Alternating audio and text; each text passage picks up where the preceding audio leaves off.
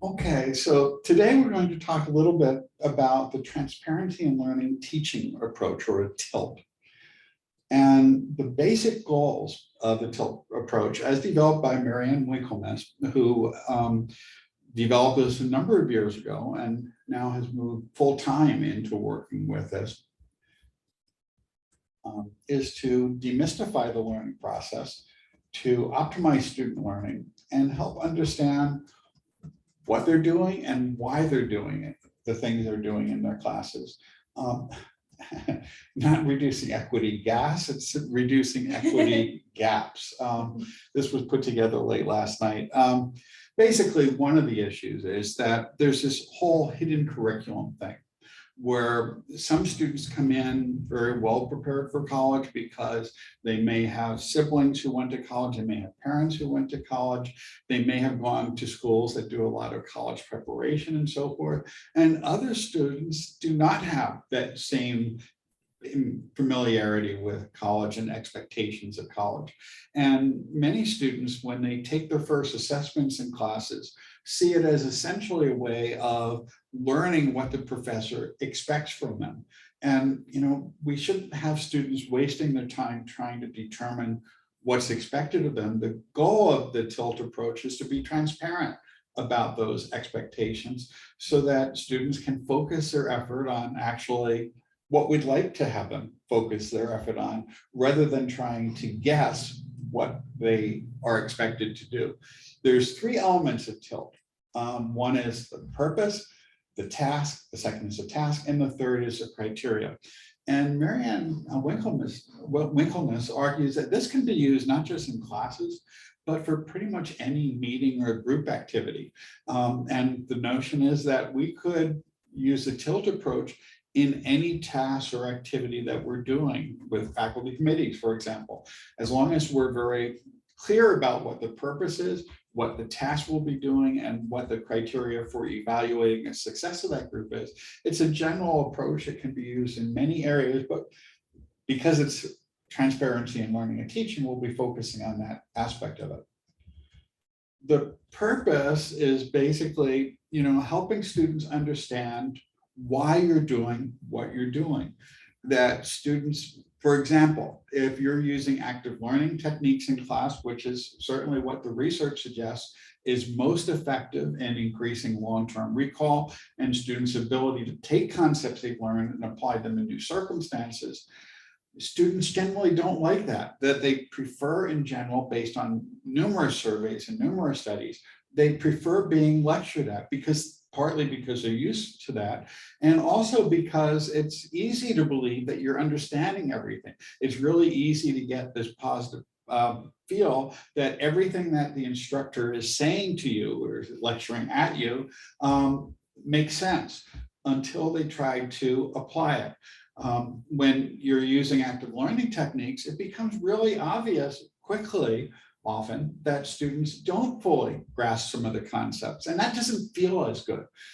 So explicitly stating why they're doing whatever active learning techniques, for example, that you're doing, can make it easier for students to accept that there's a purpose for this, and maybe demonstrating that in some ways by perhaps using pre-tests and post-tests and so forth might be helpful in getting students to buy in.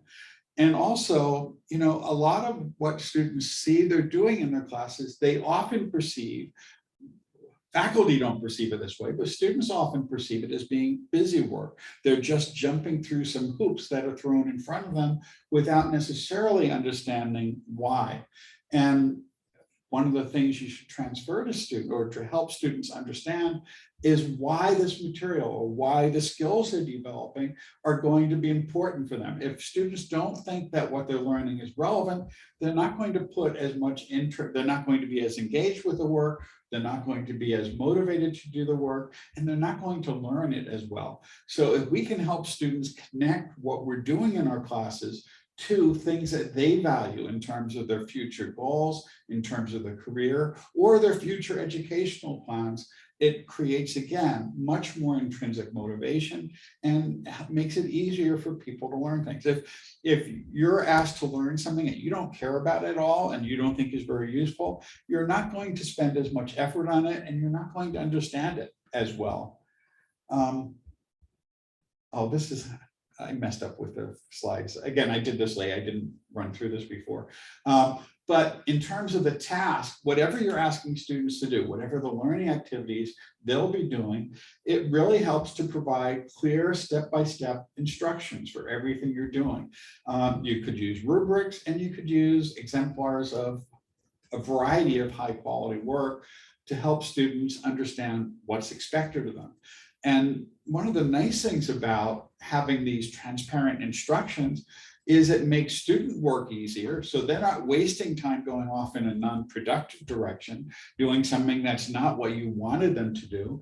And it's also easier for instructors because, you know, it's much easier to grade and evaluate and assess and provide feedback on higher quality student work than it is on something that just doesn't quite connect to what you wanted them to do. So we generally have a pretty good idea of what high quality work is when we assign papers to students, when we assign projects to students and so forth, but students don't always know. I mean, if they did know what was expected of them, they wouldn't necessarily have to take the course if they already knew what was expected as a final product. So being clear about it, what results in a more efficient use of students' time. So they're spending more time on the things we want them to learn and less time on things that we don't necessarily find as useful or as productive. And I messed up these slides. I don't know how I did that. I know how I didn't check it at all. But the next thing is the criteria. And in terms of the criteria, one way to get students to buy into your evaluation of their work is by sharing the rubric with students in advance and explaining what each criterion is, what each criterion on the rubric means, how you'll be evaluating it, what constitutes high quality work, what constitutes low quality work, and being very explicit about that. And again, providing examples where possible of that, or a better way even is to co-develop some of these activities, including the rubric, with your students, because if they buy into the process of what's important to evaluate in their learning, what's important for them to demonstrate in their learning, they're going to have a much clearer understanding of it. And it's also harder for them to object later on if they help develop the criteria that they're being evaluated on. You know, it builds a sense of autonomy, that they have something to say, that they're part of the class, that their opinions are valued, and that again helps increase motivation. And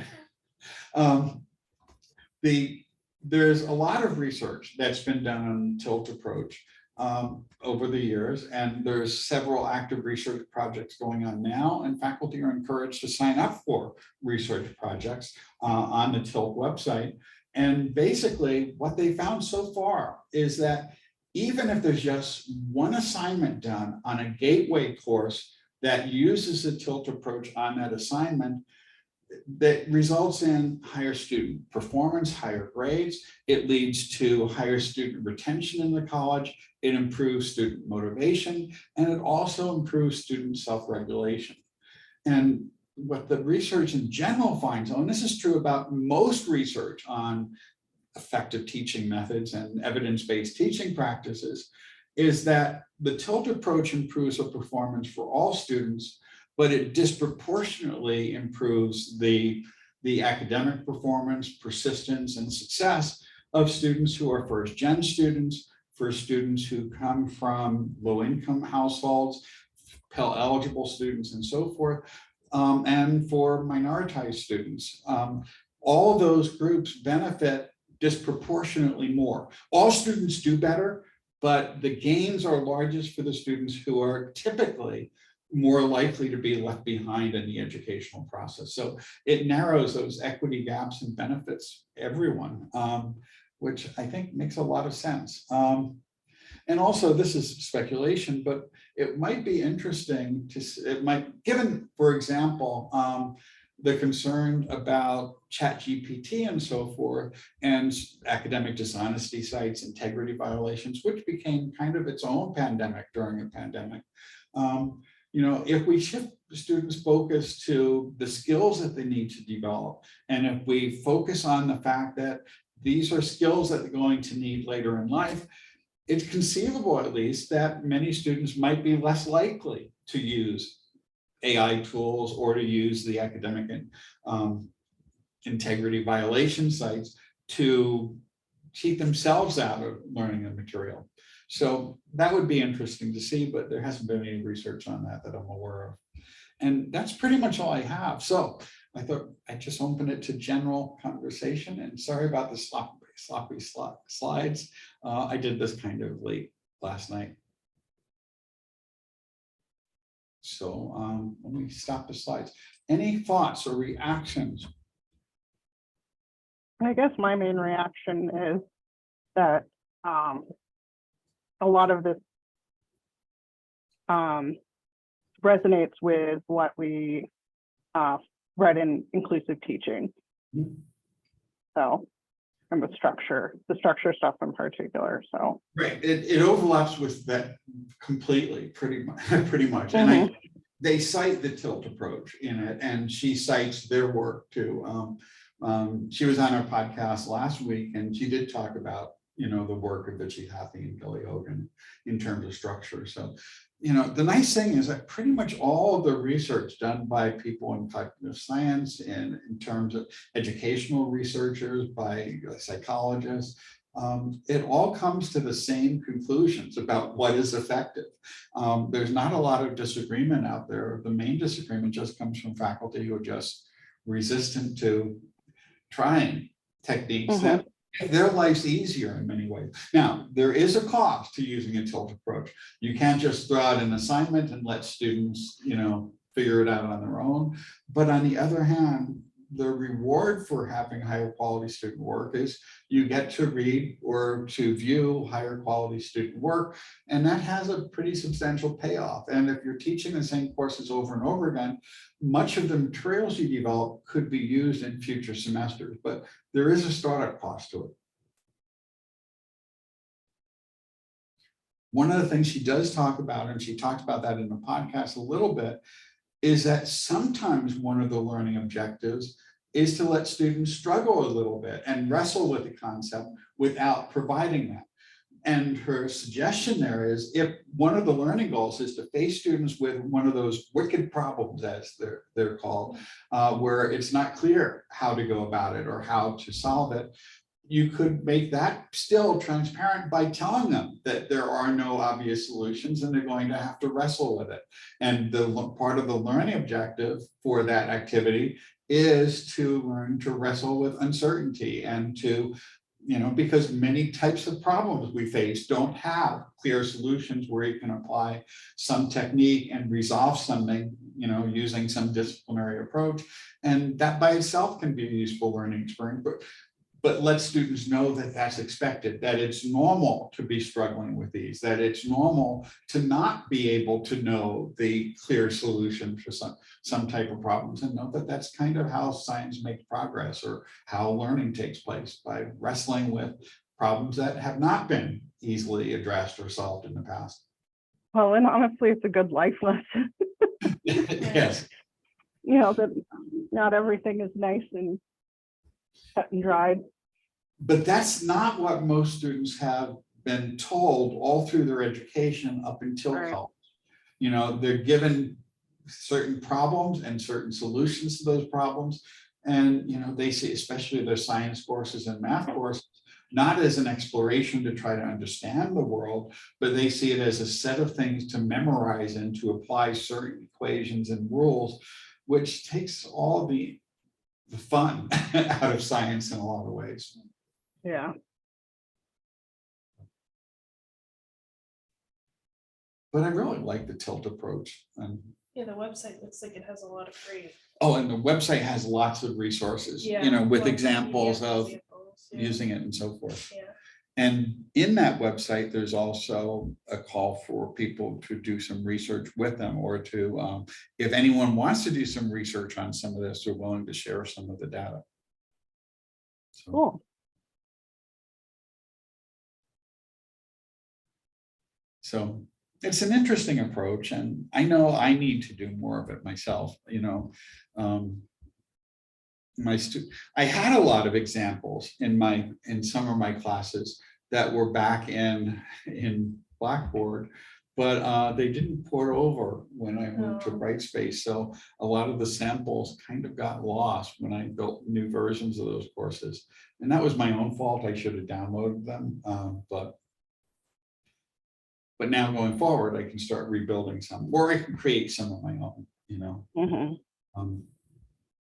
But past student work, you know, with permission of the students, could be a really good way of illustrating what constitutes a good, you know, application, or a good assignment, or a good project, or something similar. You know, I just, as you were saying that, I had a memory from when I was in library school. So this probably was almost 20 years ago now.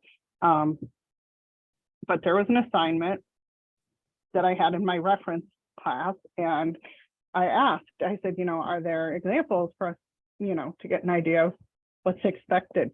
And the professor like turned on me and snapped, and she's like, you know, I didn't assign this so you could slavishly, she actually used the word slavishly, like copy others' work or something to that effect.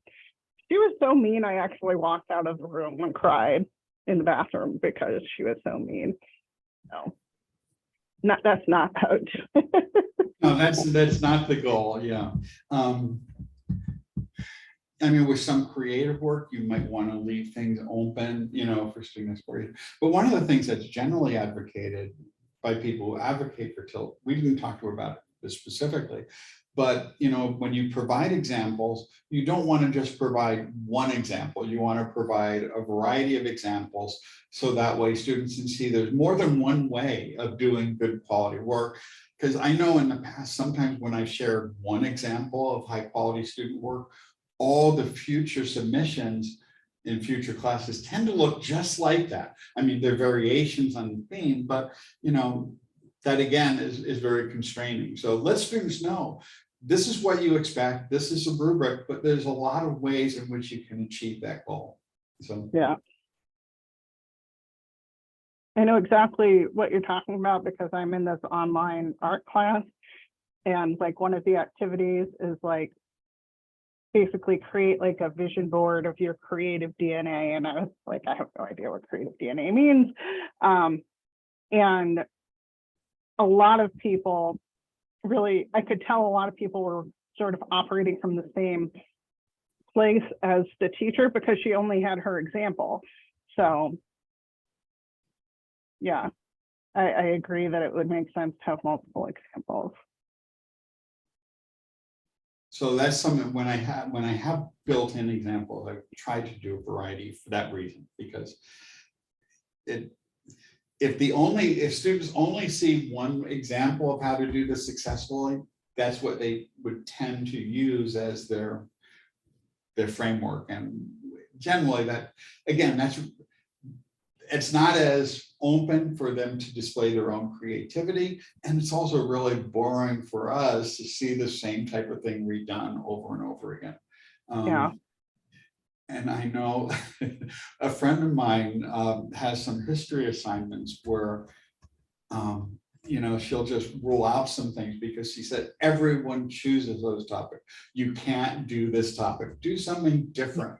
You know, she has a lot of examples and so forth, but you know, like the Black Death is one where, you know, when you I'm see tired of reading assignments on the Black Death. Black Death, yeah, it can get tedious. Or I know for years when I had students do what was the class? Oh, in the capstone course in economics, I leave it open to students to come up with topics. For many years, there was always a few students who wanted to spend a week or so discussing marijuana legalization. every semester. And for them, it may have been the first, well, except many of them had seen that discussion in other courses too. I said, and I generally let them do it, but I give them a variety of readings, so they're seeing it from a variety of perspectives. But, again, we're probably more effective in giving students feedback if we're not getting work that looks the same as it has every year for the same types of topics, semester after semester, even though it's maybe new to the students. But stretching them a little bit, having them look at new problems and things that they may not have seen in past classes can be helpful. Well, I wasn't sure to list this as a 20-minute session or a longer one, which is why I figured, well, I'll throw this in at the end of the day. But any other thoughts? Okay. Well, Thank you, though. we finally had Mary-Ann Winklemas on the podcast last week, and she's really good. I wish we had her. I've been wanting to ask her to be on the podcast for 5 years now, but the problem is every time I was about to ask her, she'd be on a different podcast, and I didn't want to do one that had just come out within a few weeks. So, and she's been on a lot of them over the years. So finally, there had been a little gap where I hadn't seen her for about a year, and we finally got her on. Cool. Okay, well, thank you. Good seeing you. Thanks. Yep. Bye. Bye.